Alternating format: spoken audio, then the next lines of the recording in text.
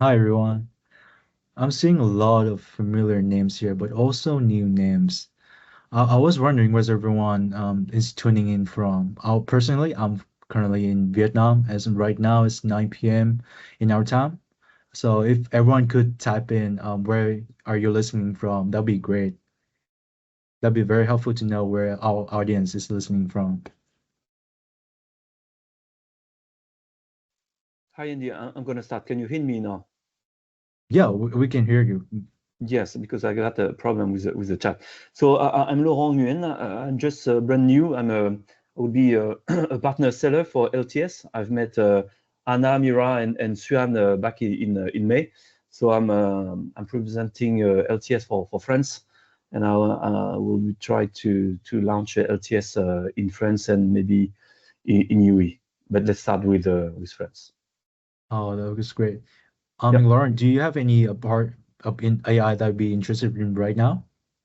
No, it's just for on my own General? culture because we always hear about AI, and I think Yeah. it's good to see what is AI viewed by a brilliant brain like yours. No? Thank you, thank you. Yeah, definitely. I think this whole webinar is all about that. Just trying to debunk some of the investment going to Vietnam for AI adoption. Mhm. I'm seeing a lot in the chat right now. Thank you, everyone. Seeing from USA, as Binh, Canada, US, from Netherlands,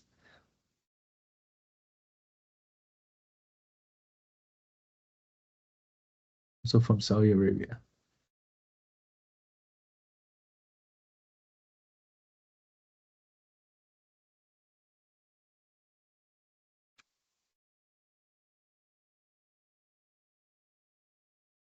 from Texas.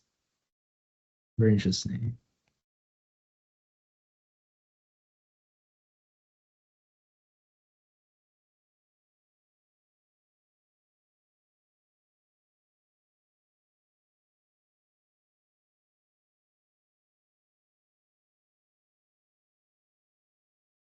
Well, joining in our webinar today alongside with me, we'll have Ain Sule. Ain Sule, would you like to say hi to everyone first? Yeah, yeah, well, would love to. I know we're waiting for the third participant. So, and I'll introduce myself again later, but I'm calling in from, I'm the one that is dialing in from Baku, Azerbaijan. I saw someone's from Saudi. I was just there a few days ago. And yeah, I'm now the CEO and co-founder of a company called Haymaker. It's an AI cloud builder. So that's what brings me here to Azerbaijan and hopping around the country a little bit. But really excited to share my experiences and kind of support what Andy and Thomas will be talking about. So thank you. Thomas, I think you were here too. Would you like to say hi to everyone first?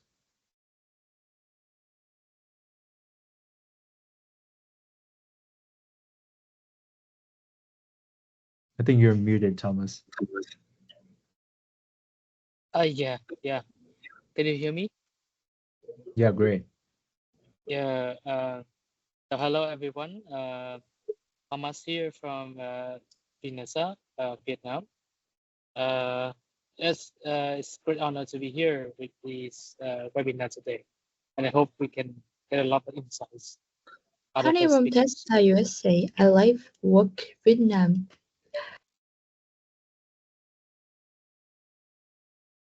Great, great. Thank you, Thomas. Okay, great. I think we should start the webinar right away because I'm really excited to dive in AI right now. So, hi everyone. Great to see so many of you here today, and welcome to our live session, Vietnam AI Readiness and Opportunities for Global Businesses.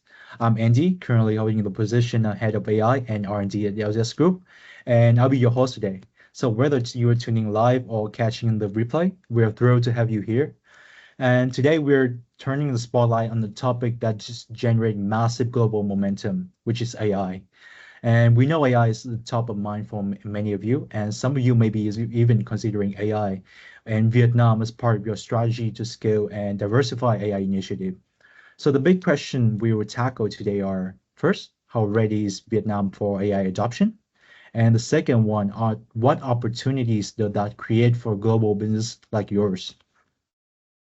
So that's exactly what we will unpack. And with the help of two brilliant speakers who I bring on here to bring both strategy and real world experience to the table. So let me quickly introduce you to them, right? So first we have Mr. Sule, who is a venture capitalist and the CXO advisory board of Nesco, who is also the CEO of Haymaker AI, with over 20 years shaping billion-dollar ventures in AI, IoT, and smart cities. And joining him, we have Mr. Thomas, who is the Director of Global Businesses and Cooperation in VINASA, and who has more than 6 year driven Vietnam IT footprint across the globe. So if you follow LinkedIn for insight on Vietnam tech scene, you probably have come across his post. Thomas is actually one of the Vietnam top tech and innovation creators. And rounding the conversation, I'll be sharing perspective from your desk group work on delivering AI. So before we get started, I'd like to invite each of you to briefly introduce yourself and maybe share one thing that you are most excited to discuss today. Thomas, would you like to start first? Yeah, sure. First of all, I'm sorry for any noise you may hear, because I'm in Japan, in Tokyo, for my business trip, and I'm taking some of the Vietnamese companies, IT companies here to find their potential partners and clients here. So pardon me for some kind of noise. As Andy said, my name is Thomas. I'm come from VINASA. So actually, VINASA stands for the Vietnam Software and IT Services Association. It has been more than 20 years now since VINASA is founded. And our mission is to bring our Vietnamese IT companies to expand their business, not only in Vietnam, but also to international market. And that's why I'm here in Japan, other business markets as well, to help them to explore more insights and markets. So VINASA is actually, we now have more than 620 members, all corporate members in Vietnam and also all around the world. We support our members companies to deal with the governments on policies, regulations, lobbying, and also connect with international partners, clients. And actually, we do a lot of events in a year. We have our members companies with policies, academies, and businesses. So my job at VINASA is to focus on going global, meaning we bring our members company to explore more international market and finding new customers and clients. So my main major is to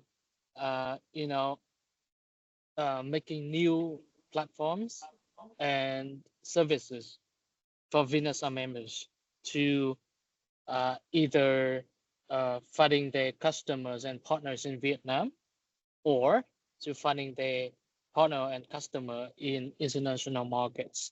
So it's great honor for me to be here with this webinar today, to meet with Anh Sule and other speakers, and with LTS Corporation and with their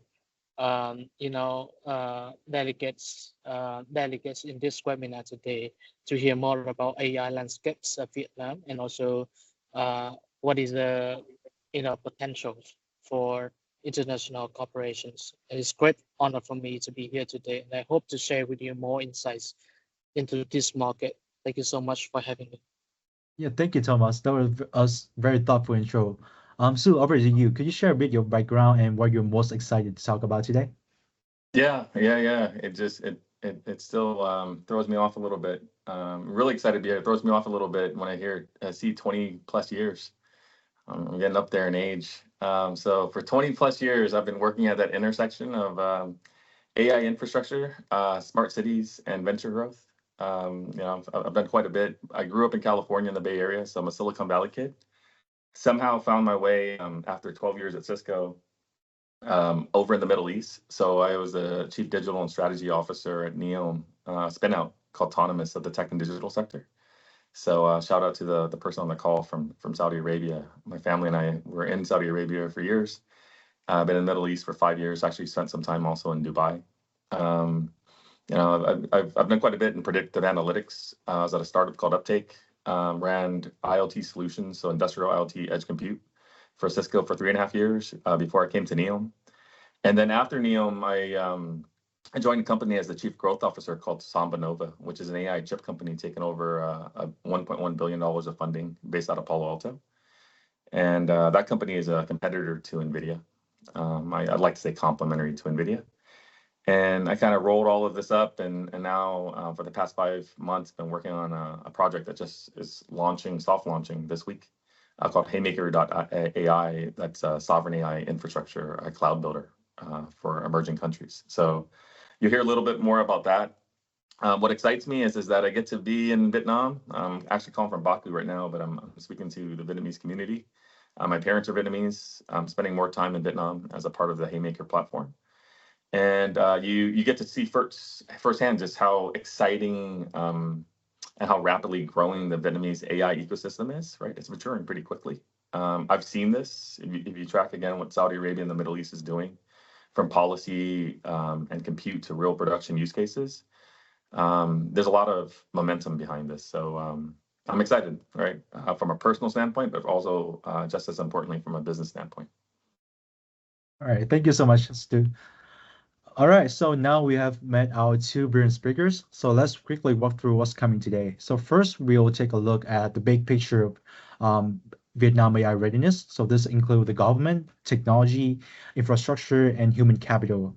And the second section will be looking at opportunities for global businesses where AI collaboration thrive, with real-world case study and a roadmap for building with Vietnam-based teams. And the third one would be looking at insights from investor and service provider. And finally, your live question in QA. We'll try to keep it short and relevant, so just the insight you need to make informed decision. And Thomas, with VINASA sitting at the intersection of government, industry, and the tech community, you probably have like one of the clearest view of how these pillars come together. And from your view, how are the fundamentals holding up? I mean, when you look at things like policy support, the technology, and the talent pool in Vietnam. Yeah, thank you, Alex, for the question. Sorry, Andy, for the question. Actually, when you want to explore the Vietnam AI readiness, you need to draw a triangle. So for example, right here, I can draw a triangle for three things, right? First of all, government and policies. Second of all, technology and infrastructure. And last of all, human capital. So each of these, you need to explore in details so you can understand the Vietnamese AI readiness. So for example, Vietnam is a country where you need to depend on the government policies. You cannot do the big things without the government's direction and policies. So that's why I mentioned the government policies in the first place. And second of all, what tools you need to use, that is technology and infrastructure, meaning AI in the current time, and infrastructure maybe in cloud, IoT or AI, etc.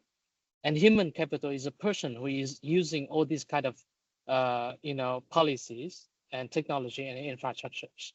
So that's what I'm gonna mention in today's webinar about AI readiness.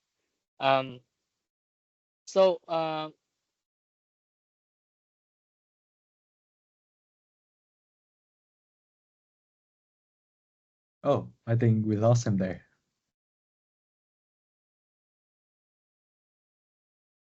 Yeah, it's probably a technical problem from Thomas.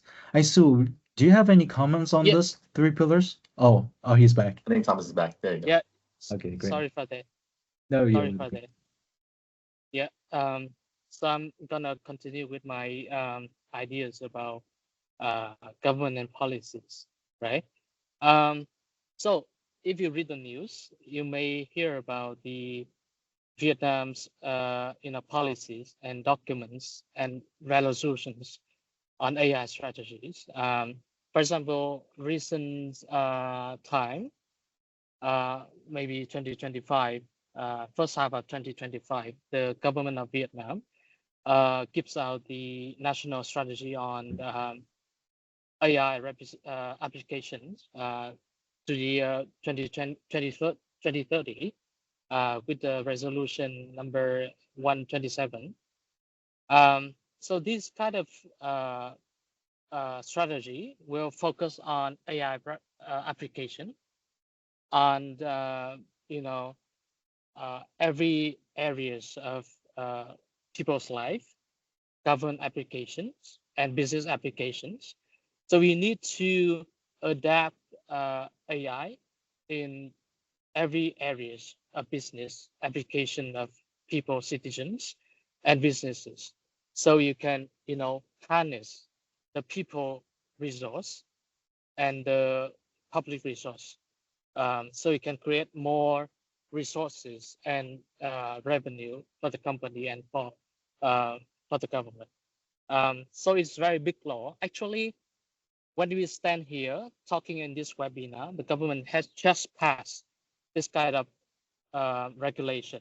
I think it is in July. Actually, when I talk in a lot of government webinars or seminar, the government is sitting there in their seats to decide this kind of regulations and policies. So it's very important because it will shape the country's policies in this AI areas. It is very important because AI is everything we talk about today. So Vietnam is one of the very few countries who can decide on this kind of AI policies, and it will impact a lot of companies and a lot of corporates in this kind of area. The second very big strategy is the decision number 2289 in 2020 with the national strategy on the fourth industrial revolution to 2030 to focus on three pillars. The first one is digital government. Second one is digital economy, and third one is digital government. So from that year 2020 to this year 2025, we got a lot of results. So if you see in the results, there will be many criteria. Actually, the part is continuing to 2030, but to this year 2025, there's many also targeted results that has been achieved by the government and the corporate as well. For AI specifically, there will be also two main things. The first one is Personal Data Protection Laws, or PDPL. It was passed on the 26th of June in 2025, and actually it was effective in the 1st of January 2026 with the PDPL law and the cybersecurity law that will ensure a lot of not only corporate but also the citizen criteria for this kind of cybersecurity law. So that is the first thing about government and policies. The next one I want to talk about is the readiness for infrastructure and compute. So there will be four main parts. You will see a lot of case studies and practices about this infrastructure and compute. The first one refers to one of the biggest players in Vietnam ICT names, that is Viettel IDC. They operate with the 15 data centers nationwide, and they include like 30 megawatt campus in Da Nang. So now Da Nang is one of the big names that you want to care about, because Da Nang is the very few locations where the sandboxes is operated. Now, sandboxes is very new to Vietnam because sandbox are the things that the government want to try out and to see if they can work or not. So Da Nang is now is a location where the government want to try the new regulation and policies. For example, blockchain or like cryptocurrencies policies. So they operate a campus in Da Nang that is very aligned with the kind of sandboxes for Vietnam right now. Second thing is the FPT corporation, and now they are building a factory, AI factory, with NVIDIA, a big player in GPU production. So you may hear a lot of things about this NVIDIA story. They just signed an agreement with the Vietnamese government on this AI factory and AI R&D center in Vietnam, and a lot of investment in Vietnam for the time being. The story is about human capital. So human capital is something that Vietnam is very strongly, mentioned. For now, the Vietnamese capital, like talent human resources, is about 1.26 million people working in ICT sector. That is about more than 1% of the total population, because Vietnamese population is about more than 100 million people.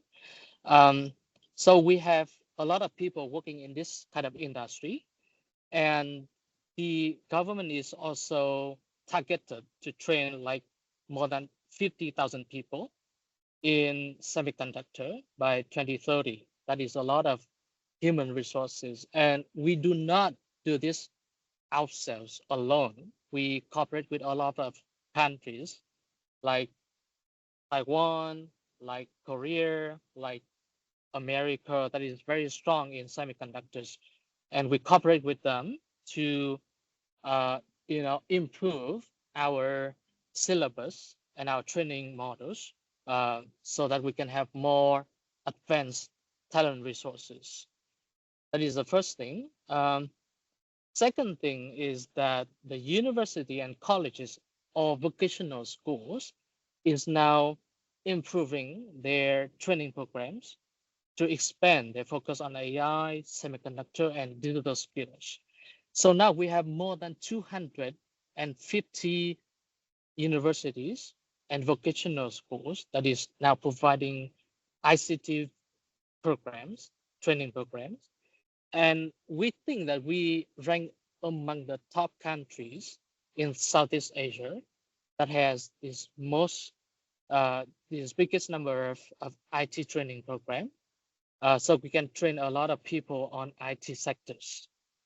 And last but not least, we have partnerships, very close partnerships with like international corporations like Naver and other names. For example, Naver has been signing an MOU with HUST, a very big school and university in IT programs and innovation, to accelerate their talent development programs.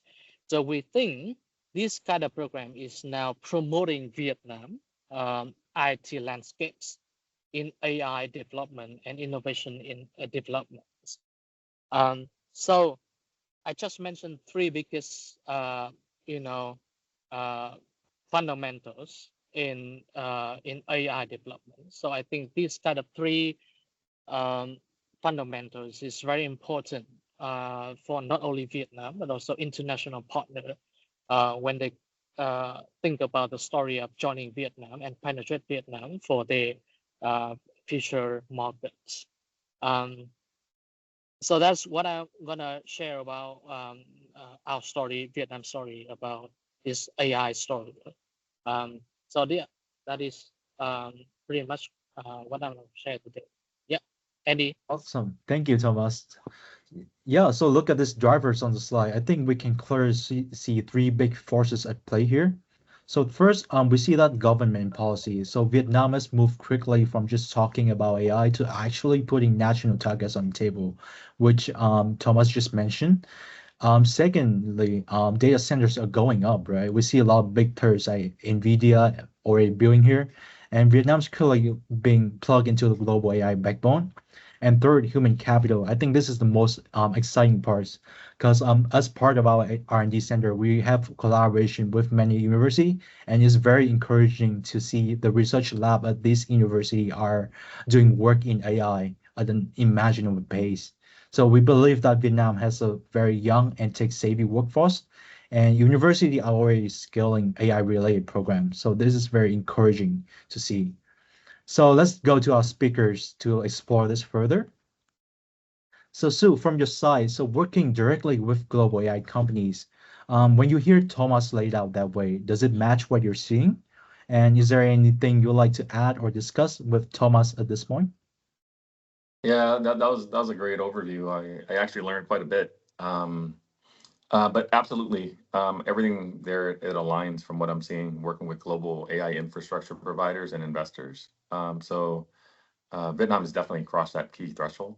I mean, I can't emphasize well enough just clarity in the regulatory environment provides that foundation for innovation, right? I just think about, you hear about these frontier models that have exhausted the internet's data, that the next frontier around private and proprietary data.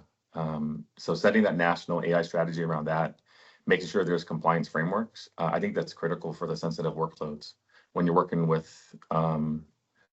for Vietnam itself and then with partners. I think infrastructure, something I'm very passionate about, especially from a haymaker perspective, is what I call ubiquitous compute for all. I think right now getting access to compute. So it's one thing to build the data centers. I think building the AI factories are amazing propositions. It's something that, like I said, I'm very passionate about. I think, and then making that available at a price point that makes sense for folks is extremely valuable as it aligns to policy and government regulations. Right, you want to be compliant day one, and I think the thing that people get mixed up on this is that the policy is not a restrictor.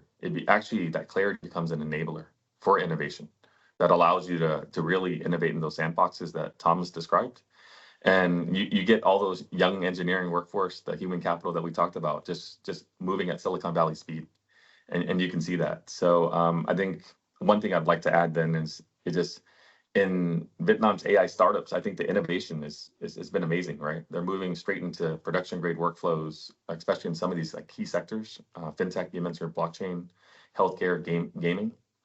I mean, these are like pretty cool, innovative. It attracts a lot of talent, so it's been amazing, and I think it's just getting started, which is makes it even more exciting. Yeah, I agree. I believe you need to lay out the foundation first, which that would directly encourage innovation in Vietnam worldwide as well. And among this, as you just mentioned, Thomas, which do you see as the strongest pillar right now? And probably maybe the one that makes Vietnam stand out most clearly. Thanks for the question, Andy. Well, I think the strongest pillar is a government support on this kind of journey, because we cannot do anything without the government support. Like I just mentioned, there are many initiatives and many policies, regulations on this AI pathway. And once the government is providing a lot of incentives, the companies will follow the path, and they will see a lot of features on this journey. For example, my personal story here, when I was in Japan on this kind of business trip, I visited a lot of companies here in Japan. Now, Japan is a very special story when the Vietnamese company can very, successful in in their business by providing a lot of software development services and BPO services for this kind of market. But I can also, direct this kind of stories to other market as well. For example, not only in Japan or Southeast Asia, but also in, Middle East or Europe or America. The same story happens because we have the government support by providing a lot of incentives, by promoting our companies to go global, and by investing a lot of resources in attracting foreign companies to go into Vietnam to invest in, for example, AI centers or software parks or industrial parks. That is the closest things and the thing that you can imagine about a government that can support not only local companies but also foreign companies to develop their AI market and their AI solutions.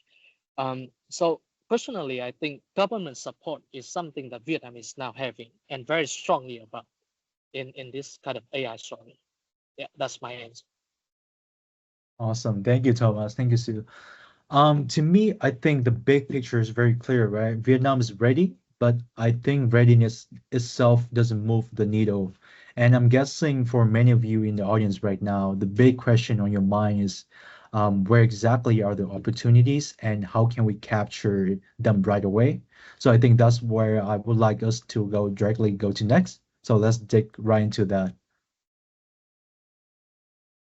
So up to this point, we've seen that Vietnam checked the boxes on policy, technology, and talent, as the sharing from Sue and Thomas. So the question is no longer if you should enter Vietnam. It's more about how you would do it. So let's zoom in on this actually mean if you're a business leader here with us. First, there are some clear sweet spot, I think, where AI collaboration really take off in Vietnam. So places where global demand and local strength align. So you can take a look on the screen here. So on one side, you got business function like finance, law, customer support, marketing, all seeing very fast adoption in Vietnam. On the other side, by industry, you notice gaming, entertainment, even agriculture, places where locals are about building things global players can plug in right away. So instead of trying to reinvent core models like OpenAI or Anthropic and spending $1 billion on training this model, I think what Vietnam startup are doing is leaning more into the workflow logics, integration, compliance, and the real make it work layers. So I think that's where collaboration gets very interesting. So to help us unpack this insight even further, so let's turn to our speaker for some first-hand perspective. So Sue, maybe you can start with the first one. So when you advise global investor investing into Vietnam, which use cases are attracting the most attention right now, Sue? Yeah. Well, you know what? I'll use the opportunity to kind of to just add on from to kind of what Thomas was saying too. I think the government support piece is huge. I think the talent pool as a force multiplier is huge. Because the question is anchored around what gets investors excited, right? So there's that government support, which kind of gives an ease of doing business, and then there's the talent pool that you really want to be able to tap into. So that's been amazing. And then you come here, if you think about it, then you're saying, okay, where can we build some of these AI use cases from a global investment perspective that really intersects what Vietnam's local strengths are, right? The people and the government and some of this core infrastructure with where market trends and global demand is going. So I think you hit the nail on the head. I think AI agents, agentic AI workflows, like you mentioned, right? Automating customer support, fintech, onboarding, KYC, claims processing. I think those are very top of mind for investors, right? I'm building that from a robust perspective, not just from a proof of concept, but also into production implementation, right? And co-creating, right? I mean, this notion of a product mindset where you're co-creating with these folks, these builders, and I'll talk a little bit more of that later. Industry specific AI, like you mentioned, right? Just there's core, very interesting industry-specific AI segments here that investors are very interested in. And then there's one too around like regulated data zones, right? Again, this is why I'm here, which is the use cases where Vietnam provides trusted AI inference for like sensitive workloads, right? Finance, healthcare, government. I think that's differentiated. I've got a funny story actually that's kind of similar to this. I mean, I started doing business in Vietnam probably, I don't know, was it a year and a half, 2 years ago? And part of it was just basic human capital needed for an ERP project out of the Middle East. And the interesting thing was, I don't know how many folks on the call are familiar with this, but it was for an SAP project for a certain workflow that was being implemented. And the interesting thing was, it wasn't very easy actually to find it in Vietnam. And I say that in a funny way because it wasn't one of these, it was a very deliberate thing to not have a bunch of folks work on SAP. And I want to pause and kind of think about that, right? It wasn't like we didn't want to be an outsourcing shop for SAP folks. It was, if you meet with some of the folks in Vietnam, they're reinventing what ERP looks like for today and tomorrow. So it's a different mindset. And it was a moment for me where I realized I was like, it's different, right? It's not the typical environment where any job will work, right? You have that intersection of folks that are entrepreneurial, very tech savvy, but also want to work on what's relevant for tomorrow. So that's what gets investors very excited, right? So I think the agentic AI workflows at the enterprise B2B perspective level will be huge for Vietnam to tap into. And investors are extremely excited about that. Yeah, I think that's a really good point. And I have to say, I think at LTS Group, we have seen also the same kind of diversity in what client comes to us for. And we work with investment clients who are pushing AI into M&A and risk management who cut through the complexity of due diligence. In manufacturing, I think it's a completely different stories. It's more about predictive maintenance, production quality, and supply chain forecasting. Some even come to Vietnam with the ambition of building AI application as part of a core module. So I think as different sector are getting different pain point that are trying to solve. So Thomas, in VINASA, I think you spend a lot of time with embassy, trade mission, and global partners. From what you're seeing, which country are showing the highest demand for collaboration in Vietnam? And which sectors AI adoption most active right now? Thanks, Annie, for the question. Actually, from beginning of 2025, I booked a lot of embassies and trade offices on this story. So to sum up, Japan and Southeast Asia or APAC is also the countries that is considering Vietnam as a biggest partner.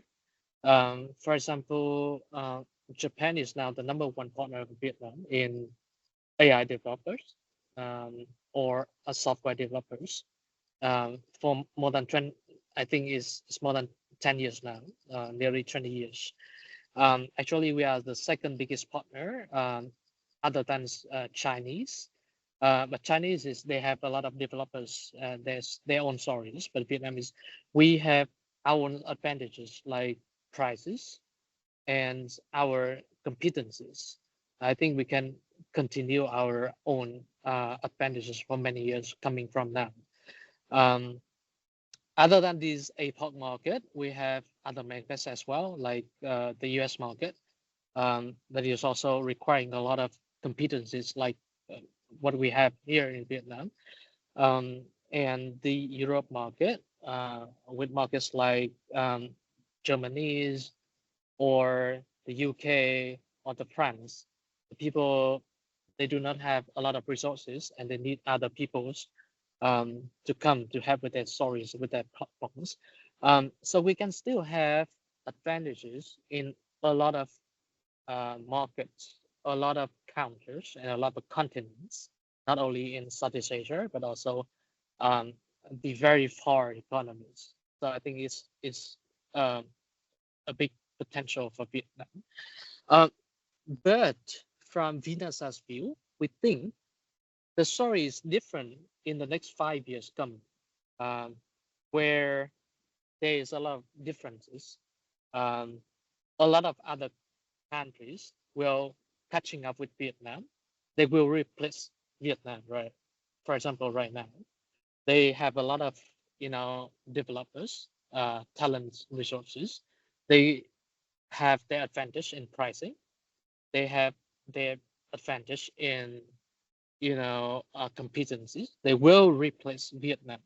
So the story about Vietnam is right now, it's not only about the number of developers, but it is about what kind of level Vietnam will be serving the client, the customers. So VINASA also is now recommending a lot of pathways for our ICT companies. First of all, we do not stop with this software development story. We need to level up with the solution provider story. We need to provide international solution that a lot of countries will need and use our products. So there will not be many names we can mention nowadays today. We can speak of FPTs or VNGs, but there will stop in like 2-3 names. We need more than that.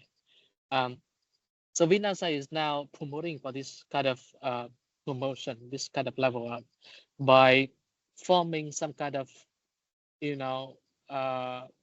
group of companies that not only serving with the kind of software development, but also inventing and selling their products to international markets. Actually, we're now seeing a lot of companies doing that.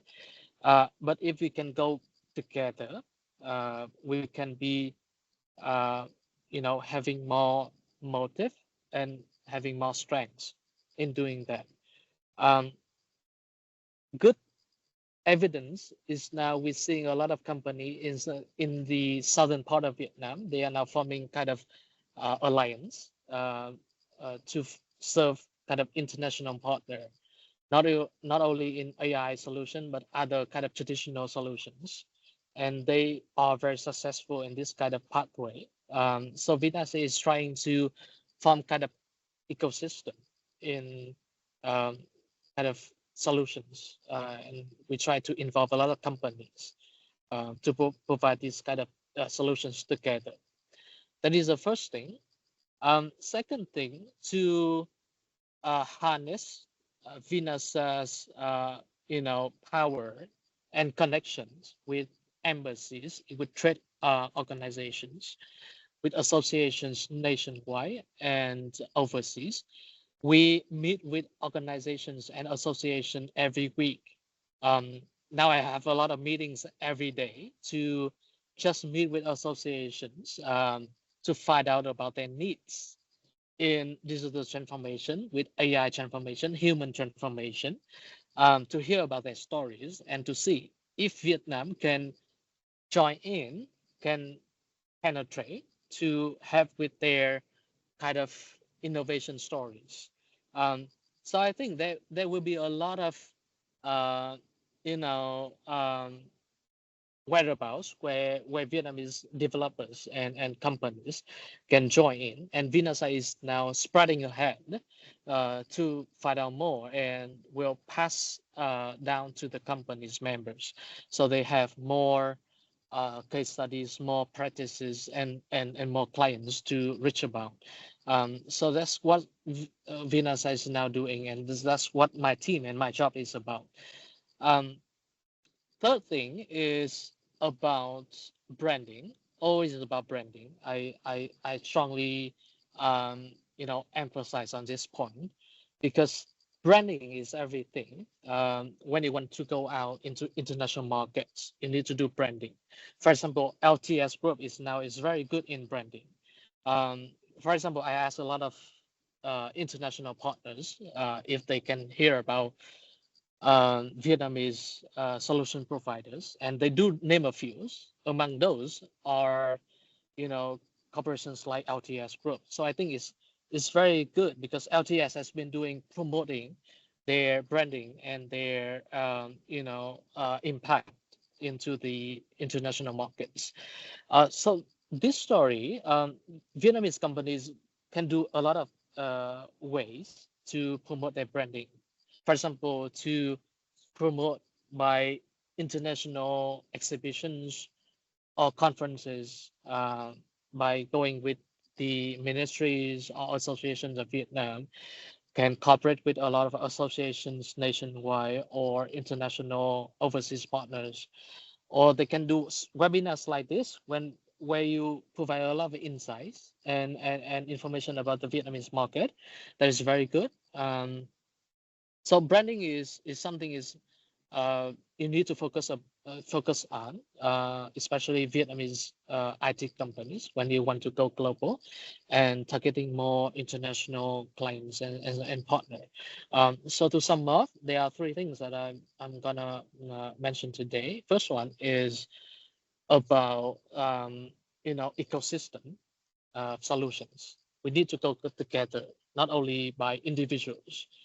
Second thing is to provide solution, not only services like IT services, like software solutions. We need to move toward solution. And third thing is to harness branding promotion and to go together with association and trade offices and embassies of every country in the world to target their potential customers and partners. Yeah, that's what I'm gonna mention today. Yeah, Eddie. All right, awesome. Thank you, Thomas. Yeah, I could share a bit about LTS Group. Besides branding, we're also actively improving the capability of delivering AI solutions for clients, but I think we'll discuss that for later on. And in general, I think we talk a lot about opportunities, but it never comes without challenges. And Sue, I think you must have like a front row seat to a lot of companies coming to Vietnam, right? Some have scaled very quickly, others, well, they enter with like big plans, but eventually have to pack up. So from your experience, what really separates the winner and from the one that struggle? And not just the big picture start, but the actual cases where a global company team up with a local team here, and it really changed the outcomes. Do you have one of those experience in mind?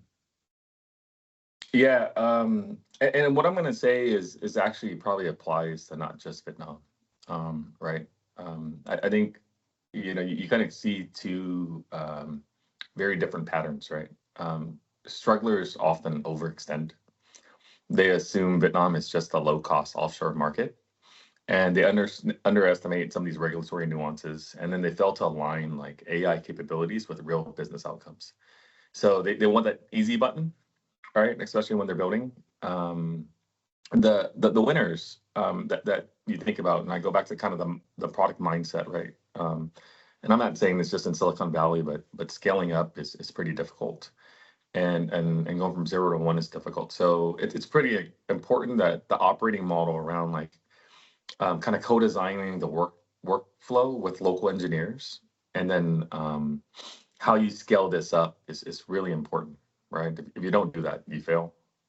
So I think one of the key things, just like anything else, right? Again, not unique to Vietnam, is having that mentality where winners, they'll just start small, but they'll choose something that's strategic. It can't be some type of throwaway project, right? So they'll pick 1 or 2 highly strategic use cases, partner really strong, like I mentioned, with the strong local teams. And what that allows you to do, going back to the product mindset, is that it allows you to iterate very quickly. Key learnings, where there's an opportunity to speak to the end customer, iterate through quickly and get better, is really, really, really, really important as one team. And you see it. I think there's examples out there, right, where global SaaS provider partners with the local Vietnam team, scales up, and if you do this right, and it's hard because if you think about it, scaling up the team even locally, right? in wherever you are in the world, Japan, Korea, US, Middle East, is already difficult finding good talent and then scaling that up. But if you do it right, it's phenomenal, and there's a ton of experience around that. So, like I said, that's a common pattern that I've seen. Right, you just can't treat Vietnam like like a typical offshore market. That's not what it is. It's not a low cost center. There's strategic value to there, and if you integrate this correctly, the winners always do this well, whether it's locally or globally. Yeah, that's a great point. So I think I completely agree with the product mindset.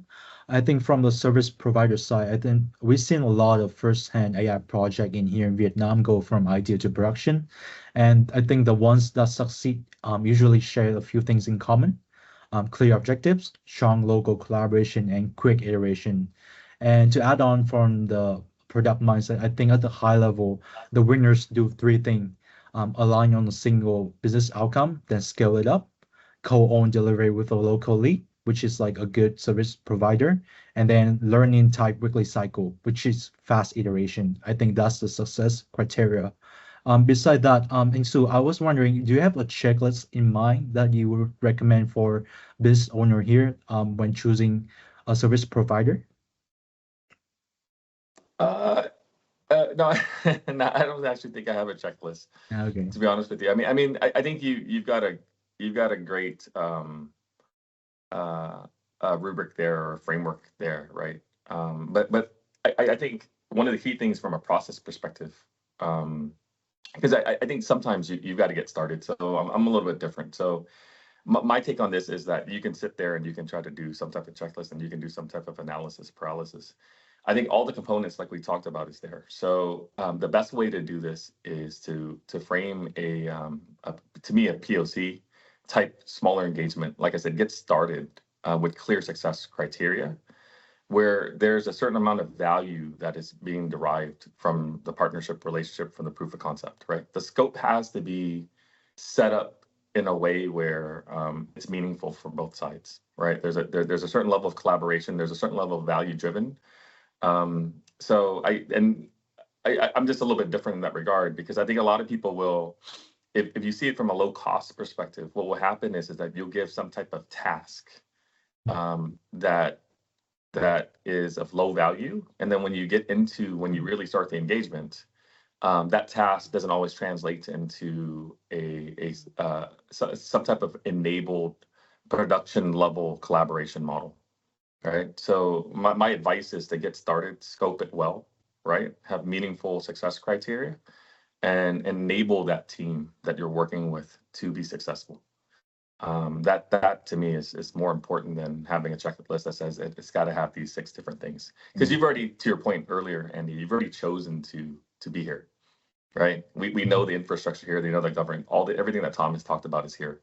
So then the no regrets move is to find that credible branded partner, and to get started with the right project with the right success criteria. Yeah, thank you. So, yeah, talking about opportunities is one thing, I think, but businesses are also need a clear strategy they can act on. So maybe we can break it down into a simple roadmap, probably the step-by-step guide on what it takes to set up and scale AI initiative in Vietnam. So if I try to connect the dots from my work with clients, I build a simple roadmap for any global business starting in Vietnam into 8 clear steps. So step number 1, define the business case and local fit. Step number 2, assess Vietnam readiness for their sector. Step number 3, choose the right collaboration model. Step number 4, build and secure your team. Step number 5, set up the data foundation, and then pilot with a targeted use case and clear metrics. And then step number 7 would be scale and optimize AI solution. And then we need to future-proof AI solution. Yeah, so from this roadmap, which step stand out to you as the most critical? And from your own experience, do you have a practical tip that executive here should take away? Yeah, I'm gonna sound like a broken model. To me, it's hands down to step 3. You got to choose the right collaboration model. It makes or breaks success. I mentioned, like I said, you can't treat it like a pure outsourcing destination. The most successful global businesses co-create products with local partners. So you got to have a shared AI infrastructure roadmap. You have to clear agreements on IP ownership and compliance. And I think kind of the secret sauce is that I think when you're really effective and you really got this kind of joint skin in the game, you actually think about what the joint go-to-market planning could be for a region that is maybe in your backyard or maybe more akin to what Vietnam and Southeast Asia is. I think that's my advice, right? You invest that time up front in aligning that strategy and not just execution, and that really accelerates the speed to value, right?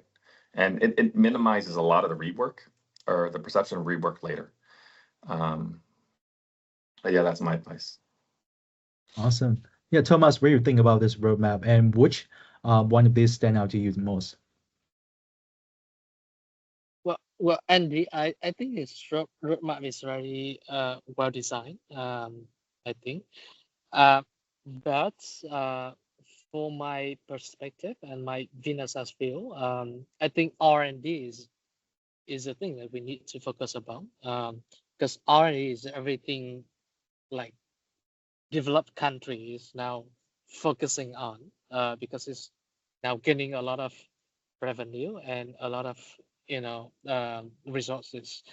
What we see from Vietnam is we are very good in providing human resources because we have a lot of people and we have big population. But the problem is we do not have good insights, know-how of the procedures. So we, from the recent 3 years, we promote like research and development. So we have more, amounts in the global supply chain, not only providing just human resources, but also in insights, know-how, how to build a product, how to build a procedures. So I think step number, I think number 6, 7, and 8 is all about the story. We need to focus on these kind of steps to level up Vietnam, and also we can attract a lot of partners and clients who go into Vietnam because we have good foundation. Foundation is not only human resources. Human resources is maybe true in the past, maybe 10 years, 15 years. But in the next 5 years coming, we need to focus on R&D. So then 6, 7, and 8 is the things that we need to focus about. So we can raise our ranking in the global supply chain in human resources and in AI readiness index. So about like kind of innovation index of Vietnam. Now we're ranking quite in the middle of the countries and economies in the world. So I think in the few years coming, we need to raise our level. Maybe now we are in the 46 numbers. We need to raise in the kind of 20, 30, or even 40 ranking, so we can raise our kind of capacity and level in this kind of innovation and AI readiness. So I think, R&D, innovation, and AI readiness, just like this kind of topic of this webinar today, is what not only Vietnamese government and also the companies or the startups or individuals or citizens or even the students in the university, they need to think about innovation, entrepreneurship, and startup after their schools. That will bring up our Vietnam ranking. So I hope VINASA do hope in the next 5 years and 10 years we will rank in the top countries in innovation and in AI readiness score. So that's what I can provide today.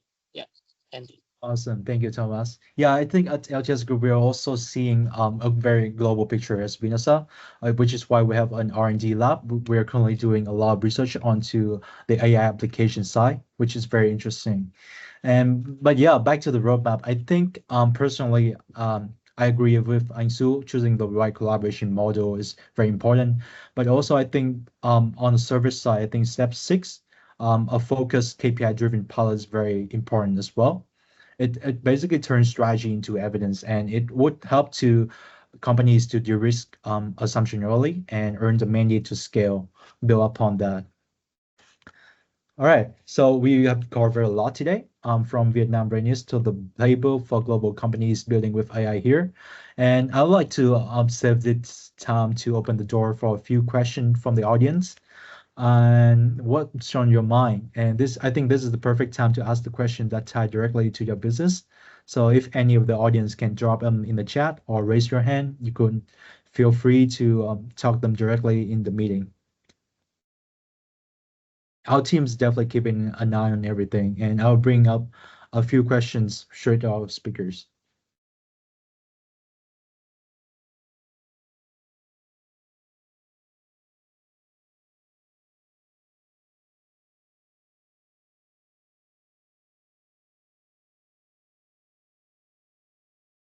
Okay, I think we have our speakers. Please feel free to turn on your mic and maybe camera if you feel like it.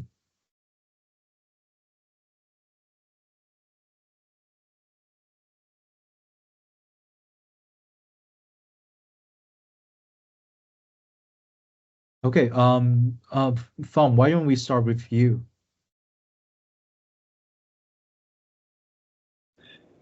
I have a question. Of course, Vietnam clearly has momentum and adoption is rising fast. But we are honest, there are still weak spots. As I see, Vietnam itself is applied AI, but lacks a major R&D ecosystem. What will it take for Vietnam to move beyond applied AI and start contributing original research and IB at the global level? Okay, so I think you can definitely answer this question. Yeah, I think it, this shift from applied AI into original research, I think is a blessing and a curse, right? In the sense of there's a huge opportunity, but it's also a huge gap, right? So most of the activity, kind of like Thomas talked about, is probably taking existing models and putting into production. To kind of have that impact and move that score globally, I think it comes down to a handful of things. So national funding, which we kind of touched upon, but for long-term AI R&D, the cycle is around deep tech and R&D. I mean, these are, you think about the dollars or the funding, from Silicon Valley, right? The risk capital associated with that, they're huge numbers, and they're not just huge numbers, but it's a long game, right? It's a long journey that starts with some of this applied AI. So national funding, those resources are important. I think PPP, public-private partnerships with key players, probably around hardware and cloud players. It's important. The folks that have spent money collaborating with them is important. And then I just mean this, and I'm so passionate about it. I think data sets, access to huge focus on sovereign data sets, language, finance, health. That could be a competitive edge actually for Vietnam, right, from an R&D perspective. Okay, great. Yeah, we have another question from the audience. Thomas, maybe you could help me to answer this. When we talk about global businesses working with Vietnam teams, it often sounds great in theory, but in reality, collaboration can be complex, and what to do to make these cross-border teams work well together in practice. Well, thanks for the question. So I try to answer this question by raising this kind of case studies. When we work with, actually, when we support our members to work with Indian partners, now Indian is very good and very famous in IT outsourcing, right? They are very famous with Wipro, Infosys, and a lot of other companies. But we try to figure out how we can cooperate with Indian partners. So actually, we have a successful case when Indian partner is willing to work with a Vietnamese partner in serving a Europe customers, clients, very big clients in Europe. They have very like big project, mega projects, we can say. So we need the Indian partner. They have their expertise, they have their human resources, but they do need our Vietnamese kind of point of view and kind of expertise in this kind of client solutions. So we did try to connect the two sides, and they can work together on this project, and they can deliver this kind of solutions together. So that is the practice, that is a case studies that can prove the fact that we can collaborate however capable each side can be. We can work together to serve clients. So that's what Vietnamese companies, the members of VINASA is now trying to do. We try to form a ecosystem. We try to form a alliance that can provide a lot of solutions for international clients. So I think that is one thing that we can focus on for the time being. For the next years comings, I think more solutions will prove more capabilities. Like I just mentioned before, like when Vietnamese companies can prove their capacities and their R&D capacities, the clients will have more trust, and trust is now everything on the market right now. So they will, mention Vietnam is a very big name. It's one of the biggest names. Now we rank about number 5, number 6 on the global markets about IT outsourcing. But I hope VINASA do hope that in the next 5 years we will rank number 2, number 3 in the global markets on not only software developments but also solution providers.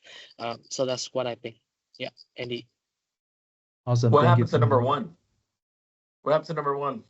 Well, I think in the next in the Well, next soon 5 enough. years, it will come down to be India or the Russia's partners. They will be still very strong. Yeah, yeah. What I Putting think. pressure on. Putting pressure on everyone. Yeah, the Philippines. Yeah. Very strong. Hey, folks, can I jump in? Can I give you one input for France? So I'm working for an American company, and I experienced 2 things. One, the nearshore. So in France, we are using nearshore Romania plus Morocco. And Romania and Morocco, it's, how can I say that in a polite way? It's, okay, they have to work. They do it because they have to do it. You know what I'm saying? So that's the first for the nearshore. And for the offshore, as you mentioned, India has trusted all the I would say all the Fortune 100. I would say everybody knows about Indian offshore. But having said that, the user experience for when you open a ticket, it's a nightmare. It's awful. And the things I was talking with Suan and the team, it's I will use the connection we have in France, especially with all the CIO with Vietnamese origin. Just have to have one this call. And first, I won't sell LTS. I would sell Vietnam first. That's why all this presentation is very valuable. And the thing is that I will tell them that my parents, when they came in France in 1960, there was this kind of excellence, where they're all now doctors, they're retired, but doctors, medicine, pharmacists. And now I'm seeing with the people, especially at LTS, I'm talking with, they've got the culture of excellence. So for sure, it will be a long road to get to the second, or I hope for us, for Vietnam, the first place. But I really think for France, there's definitely something we can do between the nearshore and the offshore, which is a nightmare in terms of user experience. That's my view. Yeah. Awesome. Well, Andy, I think I think you can represent LTS Group to answer this question. It is very good question for you to answer. Yeah.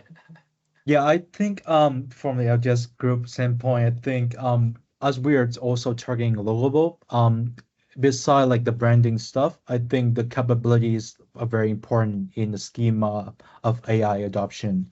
It reflects on whether a service provider could provide an AI solution from end to end. So I think when we deal with a lot of customers from the US or like the Europe region as well, I think um, as any of the collaboration would work well is you need people to speak the same language. It's not like the native language. It's you speak the business metrics, you speak the value it brings. So I think what companies like LTS in Vietnam is trying to do is excel at that. So we have a lot of like global partners that could also help us with during the way. So I think that is a very good point to bring up. And so would you like to add on? Nope, I'm good. Great, great. Okay, yeah, I still see a lot of hands, but I think during the time constraint, we are approaching the end of the time. So we'll address them in the next event or in the follow-up summary.